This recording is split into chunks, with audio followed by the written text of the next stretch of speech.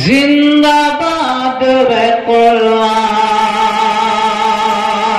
कुरान जिंदाबाद, जिंदाबाद वे कुरान,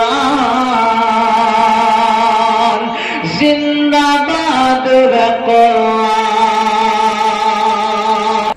सफीना और दूसरा है सबा, ये दोनों बच्चियां आ जाए स्टेज पे, अपना मुकालमा पेश करें। सबा और सफीना।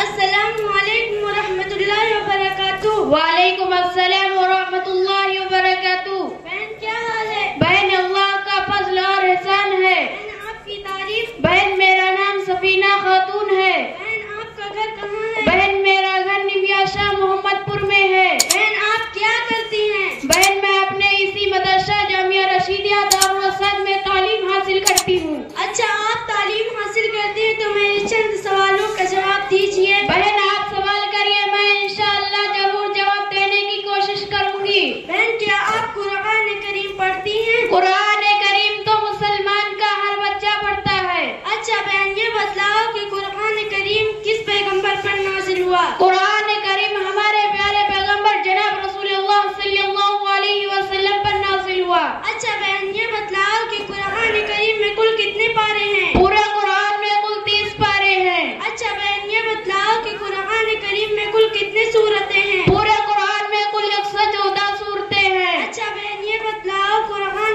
करीम में कुल कितने रुकू हैं? पूरे कुरान में रुकू की तादाद 540 है। अच्छा बहन ये बतलाओ कि कुरान करीम में कुल कितनी आयत हैं? पूरे कुरान में आयत की तादाद 6666 है। अच्छा बहन ये बतलाओ कि कुरान करीम में कुल कितने कलमे हैं? पूरे कुरान में कुल 77,436 कलिमात हैं। अच्छा बहन ये बतलाओ कि कुरान करीम में कुल कितने हुरूफ हैं? पूरे कुरान में 3,22,600 हुरूफ है। बहन वाकई में आप तो बहुत कुछ जान गई, थोड़ी सी उम्र में आपने तो बहुत कुछ सीख लिया और पढ़ लिया। बहन ये सब अल्लाह का करम और उस्ताद मोहतरम के मेहनत का समरा है। अच्छा बहन चलती हूँ, फिर कभी मुलाकात होगी इंशाअल्लाह। आमीन। अस्सलामु अलैकुम व रहमतुल्लाहि व बरकातुहू।